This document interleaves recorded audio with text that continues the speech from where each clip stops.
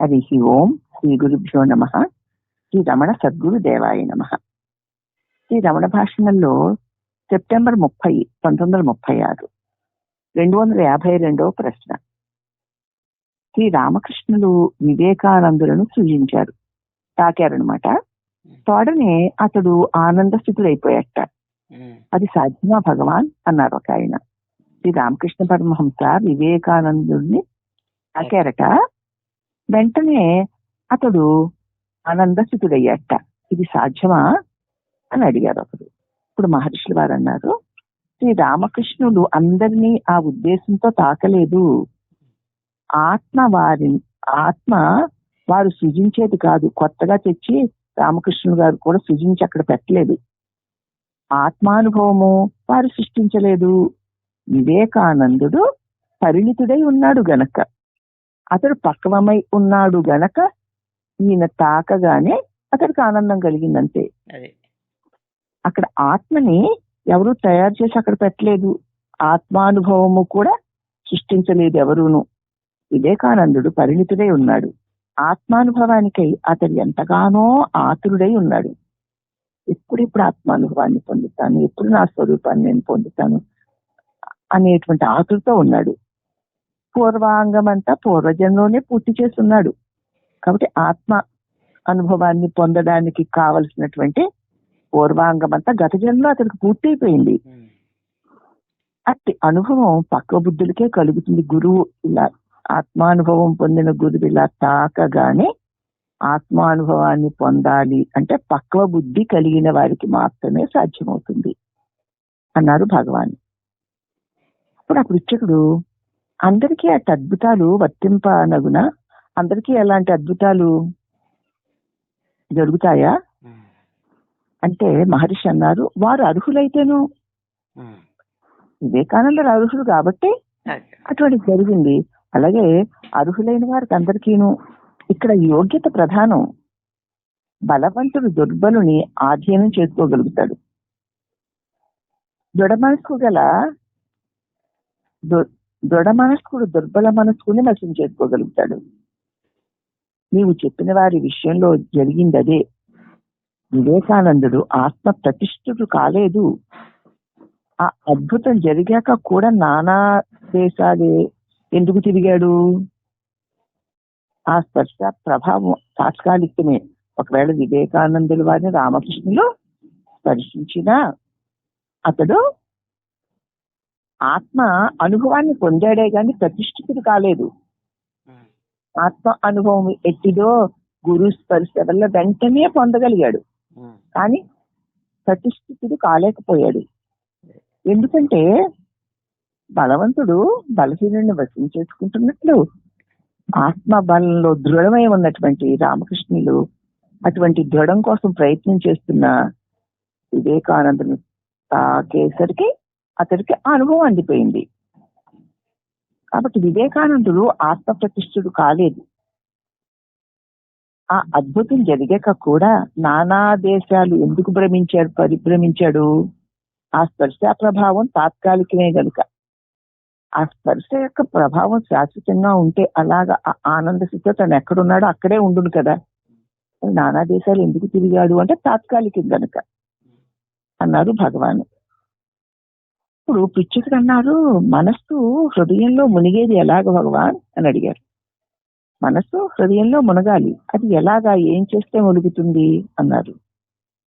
అంటే మహర్షి, మనస్సు తాను ప్రపంచంగా విస్తరిల్లినట్టు చూస్తుంది.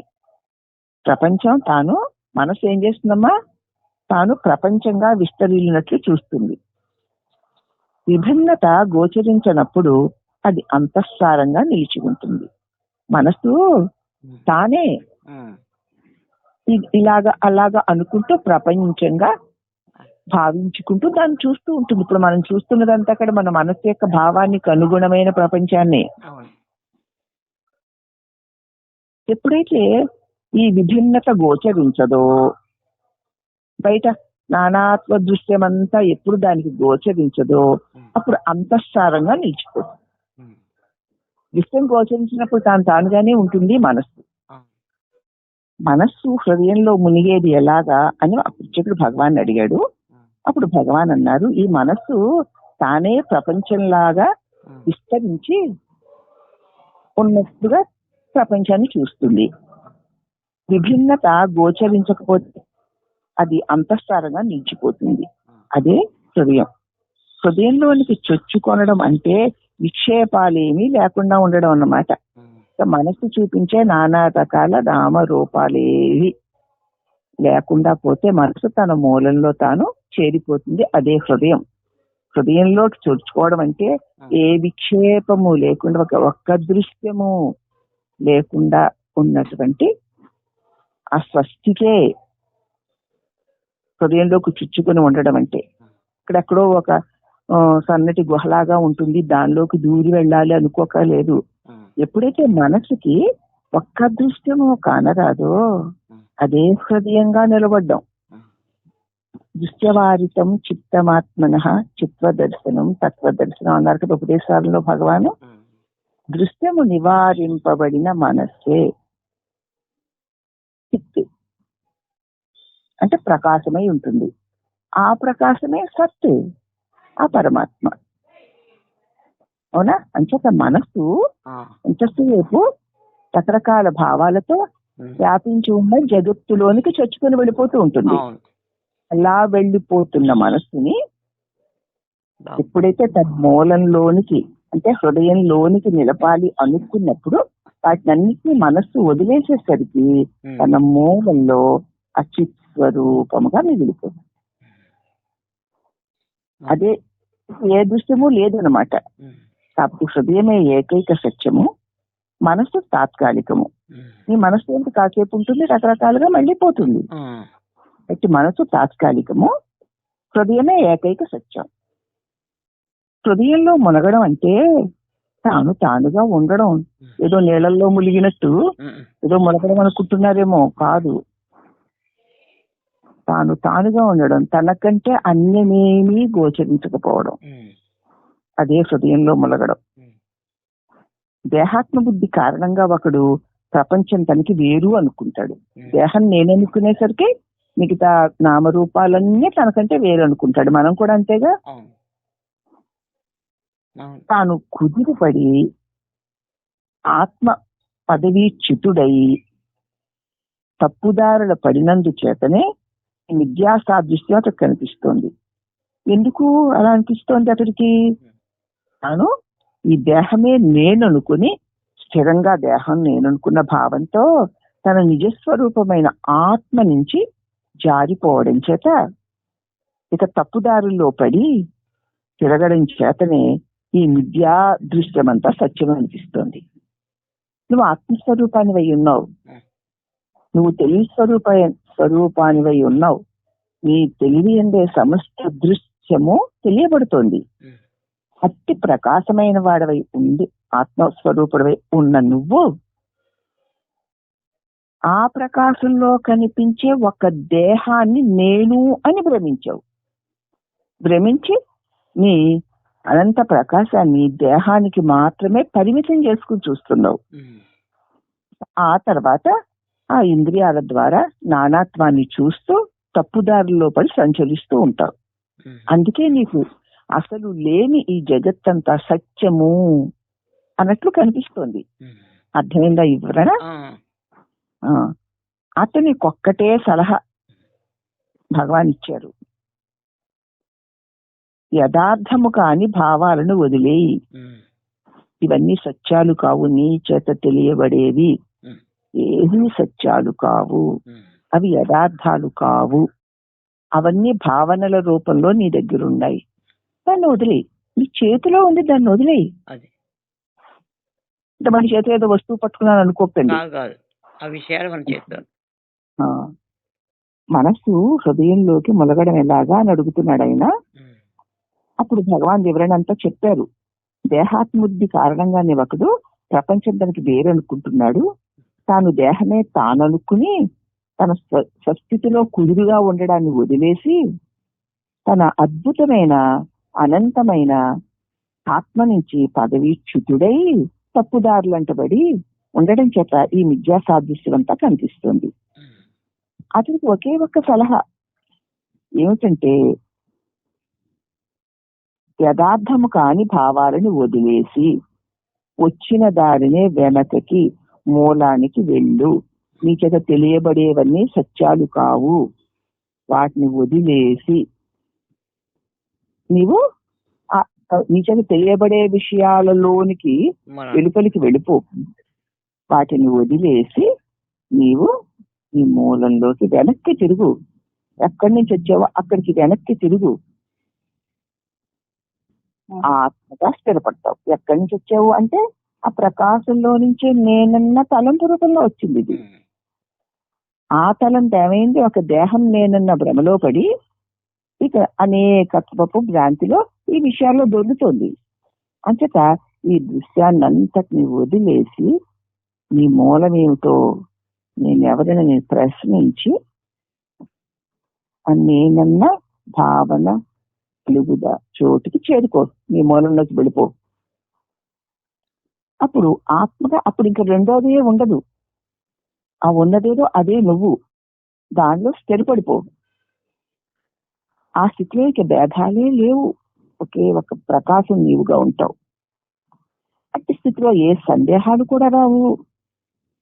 అన్ని శాస్త్రాల ప్రయోజనం మనిషిని వెనుతిరిగి తన మూలస్థానాన్ని చేరుకోమనే కదా చెప్తున్నాయి.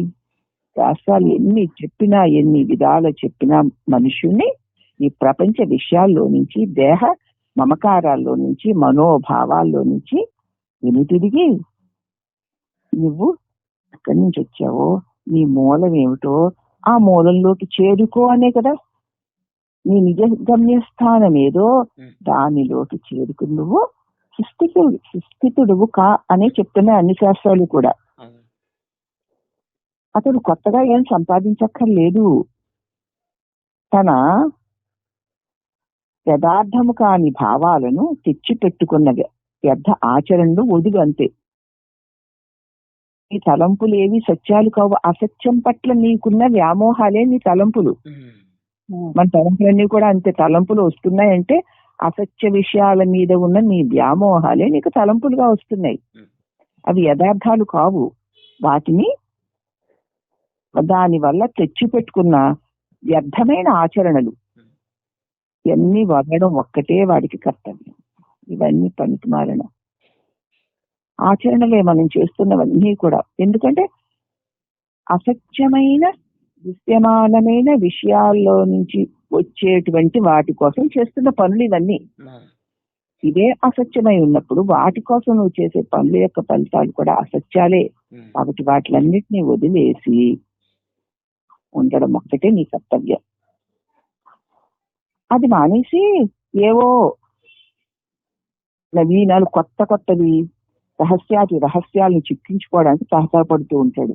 అసలు నువ్వెవరో తెలుసుకోవయ్యా. నీ మూలంలో నిలబడు. అదే నీ నిజ స్వరూపము, అదే ఆనంద స్థానము అని చెప్తుంటే అది మానేసి తన నిజస్థానాన్ని నుంచి చ్యుతి పొంది తాను కాని దేహం తాననుకున్న భ్రమలో పడి ఆ భ్రమ వల్ల ఈ దృశ్యమానమవుతున్న సమస్తము సత్యమని దాని నుంచి ఏదో పొందాలని ఏవో చేస్తూ ఉంటాడు.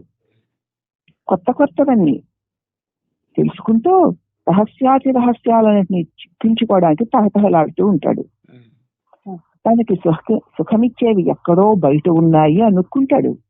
కానీ నువ్వు ఎన్ని కొత్త వాటిని తెలుసుకున్నా, కొత్త విషయాలు గ్రహిస్తున్నా నీకు వాటి నుంచి సుఖం వస్తుంది అనుకుంటున్నావు. కానీ సుఖం అన్నది వాటిలో లేదు, బయట ఎక్కడా లేదు. అసలు పొరపాటంతా అక్కడే ఉంది. సుఖం కోసం అన్వేషిస్తూ ఎక్కడ సుఖం లేదో అక్కడే వెతుకుతున్నావు. జగత్తులే వెతుకుతున్నావు నువ్వు. అసలు ఆ జగత్తే అసత్యము అనిత్యము. దానిలో నువ్వు వెతుకుతున్న సుఖము సత్యంగా నిత్యంగా ఉంటుందా? అసత్యం నిత్యమైన విషయాలలో సుఖాన్ని పొందాలనుకోవడమే అసలైన భ్రమ. అసలైన సుఖస్థానము నీ నిజ స్వరూపమే. నువ్వు ఉన్నావు. ఆ ఉండడమే శాంతి, ఆ ఉండడమే సౌఖ్యం. అదే నీ ఆత్మస్వరూపం. దాన్ని మరిచి చ్యుతి పొందావు. అచ్యుతుడమైన నువ్వు చ్యుతుడవయ్యావు. ఆ చ్యుతి వల్ల ఈ భ్రమలు కలుగుతున్నాయి. ఈ మిథ్యలన్నిటిని వదిలేయి. నీ స్వరూపంలో నేనన్న తలంపు పుట్టు చోట తలంపు లేకుండా ఉండు అన్నారు భగవాన్. అంటే ఆత్మలో స్థిరపడితే అదే ఆనందం. నిశ్చలంగా ఉండడం ఆనందం కాదని బహుశా వాడు అనుకుంటున్నాడు.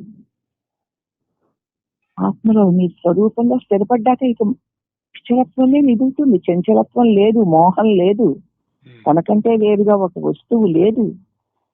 ఇప్పుడు అశాంతి లేదు, శాంతి స్వరూపంగా ఉన్నావు, అదే ఆనందం. కానీ పాపం అతనికి అది ఆనందం కాదు అని వాడు అనుకుంటున్నాడు. అదే అజ్ఞానం. ఆనందం అంటే రకరకాలుగా మాట్లాడుతూ, వింటూ, అంటూ, తిరుగుతూ, చూస్తూ, తింటూ ఇది ఆనందం అనుకుంటున్నాడు వాడు. ఇలా చేసుకోకపోతే ఆనందం వచ్చేస్తుంది అనుకుంటున్నాడు. కానీ అన్నిటినీ విడిచి నిశ్చలంగా ఉంటే ఆనందం. అదే పరమశాంతి, అదే మన స్వరూపం. అదే అది తెలియకపోవడమే అజ్ఞానం. ఇక అభ్యసించవలసింది ఏమిటంటే ఒక్కటే, ఈ ప్రశ్నలన్నీ అడుగుతున్నావు కదా, ఆనందాన్ని ఎలా పొందాలండి, హృదయం అంటే ఏమిటండి, మనసుని ఎలాగా తలంపుల నుంచి మళ్లించాలండి అని అడుగుతున్నావు కదా. ఇవన్నీ ప్రశ్నలే కదా. అంచేత ఈ ప్రశ్నలన్నీ ఎవరికి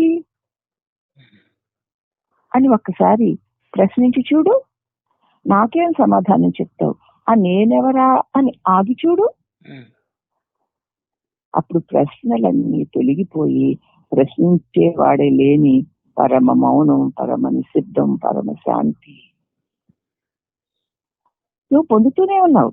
అని అది ఆనందము, శాంతి అని అనుకోవడం లేదు. నువ్వు ఎంతసేపు బయట విషయాలలో, ఆ సుఖాలలో తిరిగితేనే ఆనందం అనుకున్నటువంటి భ్రమ, ఆ అజ్ఞానాన్ని ముందు పోగొట్టుకో అన్నారు భగవాన్.